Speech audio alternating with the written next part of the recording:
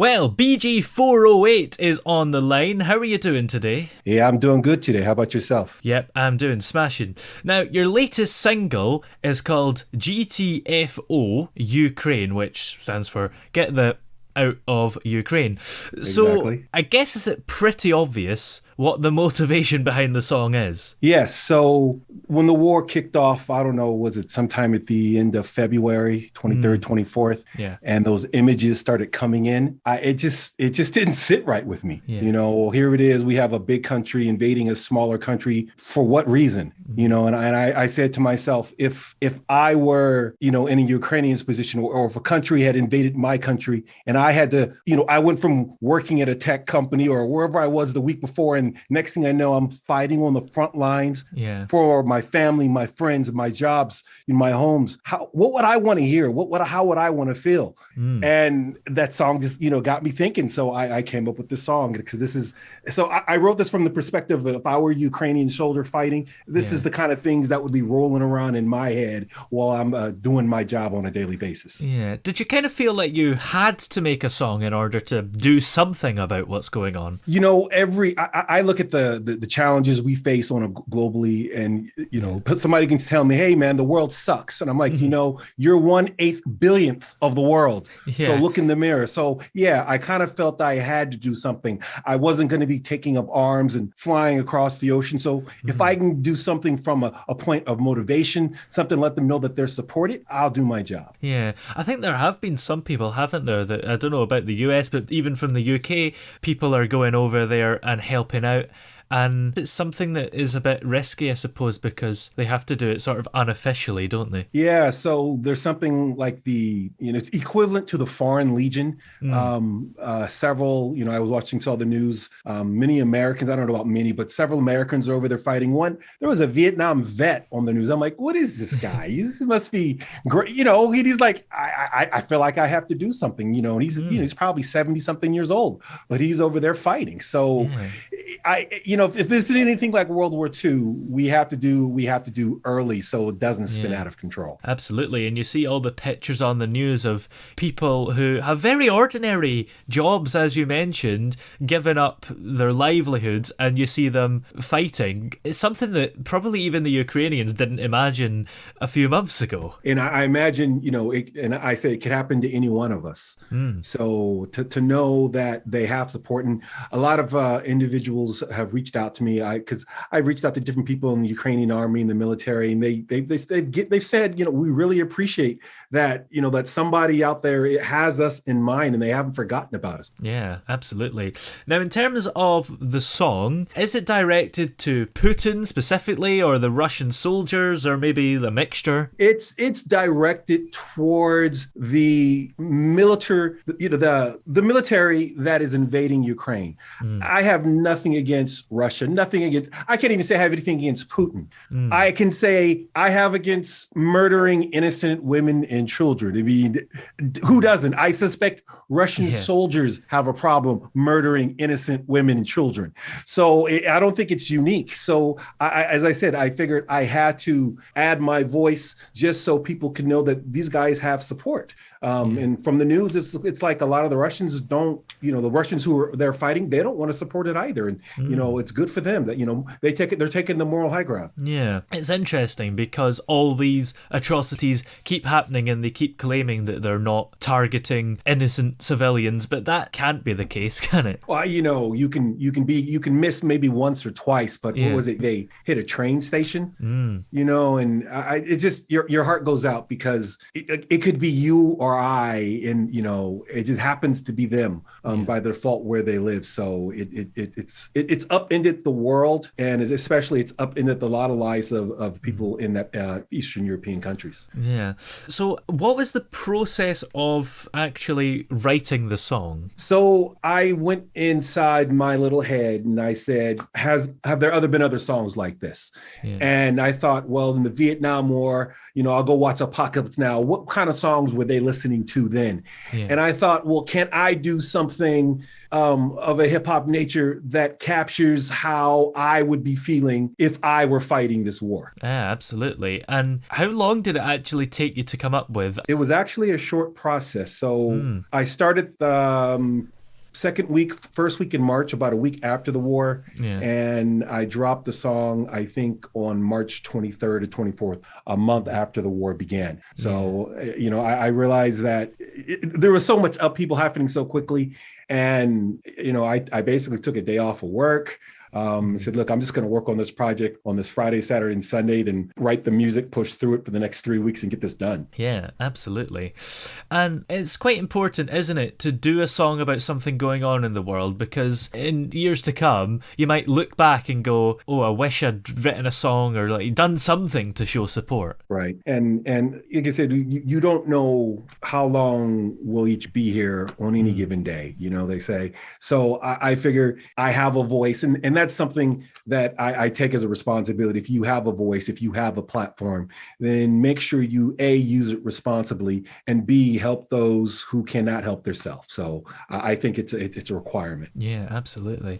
And are you optimistic about things in Ukraine? I know it's kind of hard to be with all the images we're seeing, but do you think that maybe Putin will learn a lesson here? I don't have a lot of optimism, only because I don't understand why he did it. Here we are in 2022, and it's like, if you're not getting along with your neighbor, you don't walk next door and punch the guy in the face. I mean, I don't know what he wants, and I don't think anybody else knows what he wants. And if he wants to bring back the USSR, that's going to be a hard sell for a lot of other Eastern European countries. So I'm not really optimistic, but I do have hope. Yeah, that's the thing. I think there's all sorts of theories as to why he's invaded, but they are just theories, aren't they? Right. Nobody knows except the man himself. And, maybe you can get an interview with him and ask him. But yeah, I think the world would really like to know why is he doing this to all of us? I wouldn't want to interview him in person, though, in case I asked any tricky questions and he poisoned me. He said, I'll answer that question, but I have to kill you. Yeah. Yeah. And just before we came on air, by the way, I was saying about how I got this Ukrainian flag, but I couldn't find a way to actually put it up. But I think I've figured out the solution. It's not a very good one, but what I'll do is I'll just wear it. It'll look a bit ridiculous, but there we go. You look like you're at a football match. Yeah, so or like some sort of festival on the third day.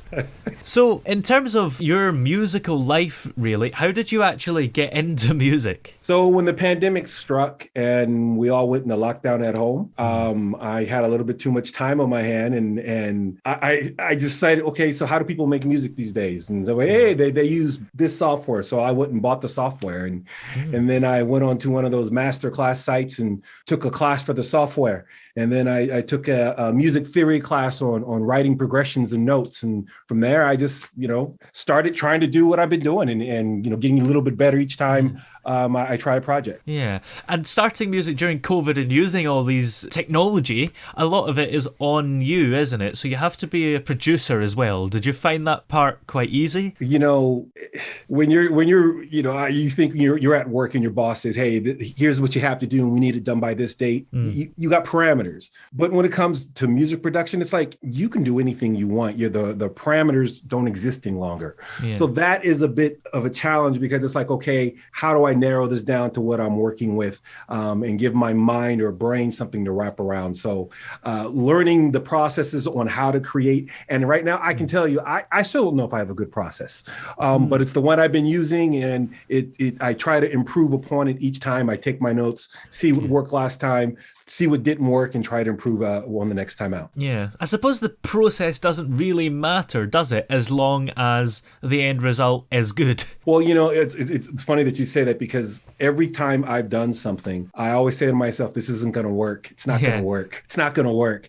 And then right down to the last note, I'm like, oh my God, it worked. I'll send out, demos to, my friends are like, review this, pick it apart. What do you think? And they're like, wow, you pulled that apart. So yeah, you just got to stick with it. Is ultimately you have a vision of how you see something, how you want something. You just have to stick with it till it falls into place and trust that it will. Yeah, absolutely. And growing up, were you in a particularly musical household at all, or was this just something that suddenly appeared during COVID? So, I played in band growing up, like a lot of people did. But I wouldn't say I lived in a musical household. I played band because, your mom says, well, you got to take a band class. I'm like, okay, if I got to do it, I'll do it, but I'm not playing clarinet.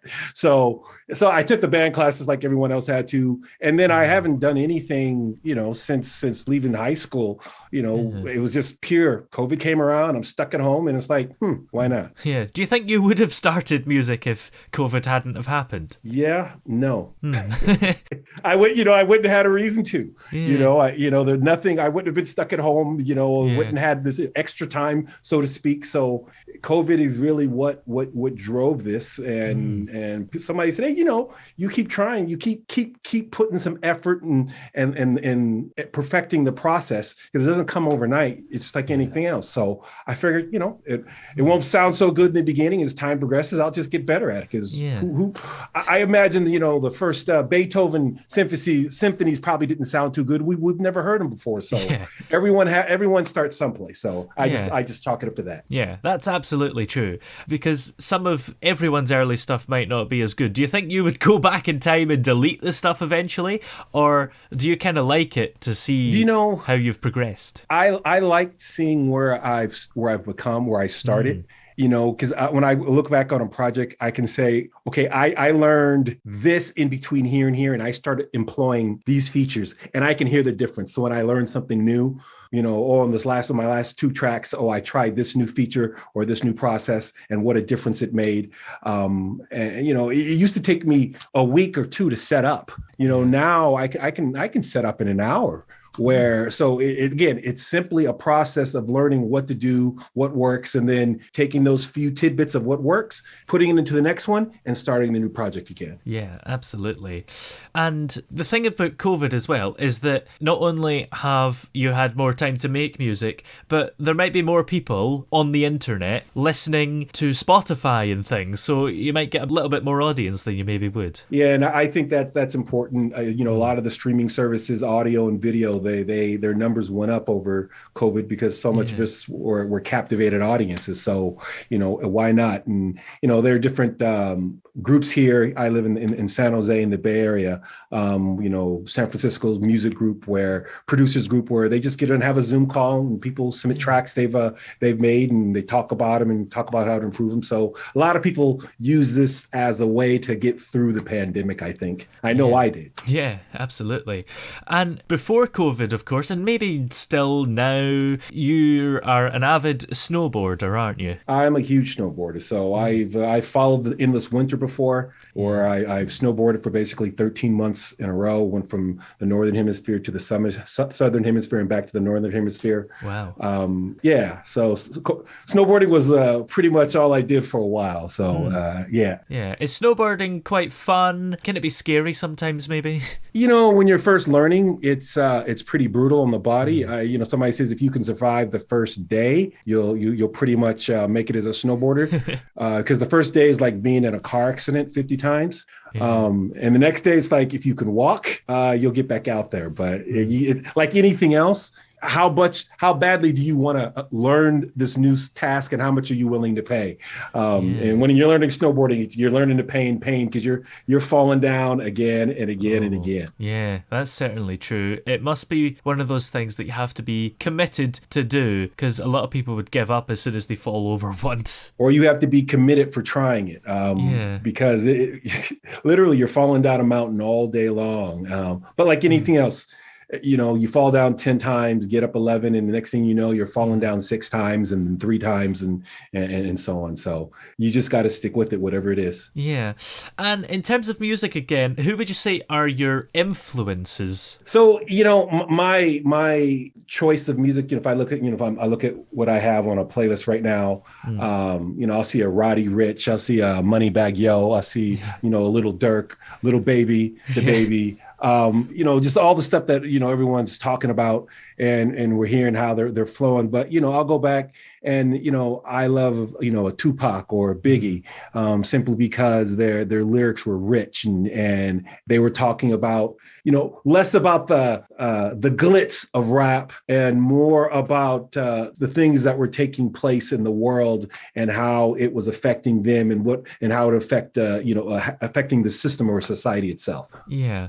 And also a question that we maybe should have asked earlier, but what is your genre really? Do you place yourself anywhere on there? I don't know what my genre is in all honesty. So I've thought about that. I just say it's rap. Yeah. I say it's hip hop. Ask me a year from now, where I end up, but I'll let people decide whoever. I figure there's 8 billion people in the world. I enjoy doing this. I enjoy the process. I hope to be able to find a few thousand people that might actually enjoy what comes out of my crazy mad mind. Yeah, and as well, this current song G.T.F.O Ukraine is very much rap, isn't it? And maybe that helps a bit, having a rap song, because you can portray your anger at what's going on better than if you were singing. Yeah, or I figure if I wanted to be really angry, I could do a heavy metal song but I don't scream too well or play the guitar, so I went with something that was much closer to my range and something that I felt a lot more comfortable bringing to market. So and like I said, I enjoy the process again of just getting in the booth and trying different flows out and seeing what works, and then going back and trying to write something to match with that, and then trying to string it all together till you have something cohesive and say, hey, that actually bounces. Yeah, and rap, I suppose the lyrics are often clearer than heavy metal, and you've got a message that you want to give out. Correct. And when you're trying to deliver the message, and I don't pull any punches with the message is in the song, but I want it to be blunt because it's really, it's what I want. It's what I think everybody in the world wants. We want the G.T.F.O. We want them out of Ukraine. Yeah, just so we can stop seeing these horrible scenes we're seeing on the news. Yes. Now, after this song, have you got plans for other songs and maybe shows and things in the future? So I currently have 3 projects I'm working on directly, part of my spring projects. So they'll be out by the end of June. I won't say what the names are as of yet because they're basically working title, but I had a goal this year just based on when I start the year off, I said, what do I want to do? I said I wanted to put out 15 tracks this year. Why 15? I'm like, 15 was a nice number. It was more than one a month. And I figured I could show my growth pretty well over those 15 tracks. So I have three that are coming out by the June timeframe. They're all hip hop, they're all rap songs, trying different styles, different flows, just to see as I try to learn what my style is. I'm still trying to discover that. So I'm trying different things, and we'll see what sticks. Yeah.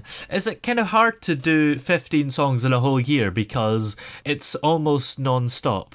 It's not that difficult to do 15 songs in a year, only because I spend a lot of time, if you're going to write well, you have to be observant. And I spend a lot of time collecting material which to write about. The hardest part, I think, is just, can you find the music to mate with your lyrics? And so what I want to start doing after these 3 is start doing some collaboration with other producers, other writers, and that way it makes it a lot easier for me to reach my goals and those reach theirs. I like that saying that a rising tide raises all ships. So I look forward to working with some people just so you can I got 3 songs that are on tap, and this person has beats ready to go. Hey, let's get together and see what we can do. Yeah, absolutely. Now, is there any message that you would like to leave our listeners with in terms of Ukraine? If you have an opportunity charity, give them some support. And I don't, if on my Facebook page, there's a charity. On my Spotify's page, there's a charity. They're international charities. You can look them up and donate to those charities. If you guys are in Europe, so you guys are a lot closer to this than we are here in San Jose. So just giving these people some shout outs and some hugs when you see them. A lot of Ukrainians work here in Silicon Valley.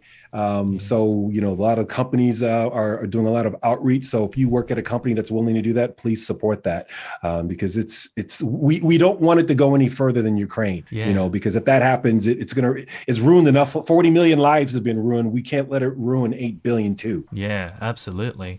Well, where can we find the latest song, G.T.F.O Ukraine, and indeed all your music that you've came out with so far? So you can find all my projects, all my releases are currently on Spotify. They are on Apple Music or iTunes. You can find them on Amazon Music. You can find them on Deezer. They're on YouTube.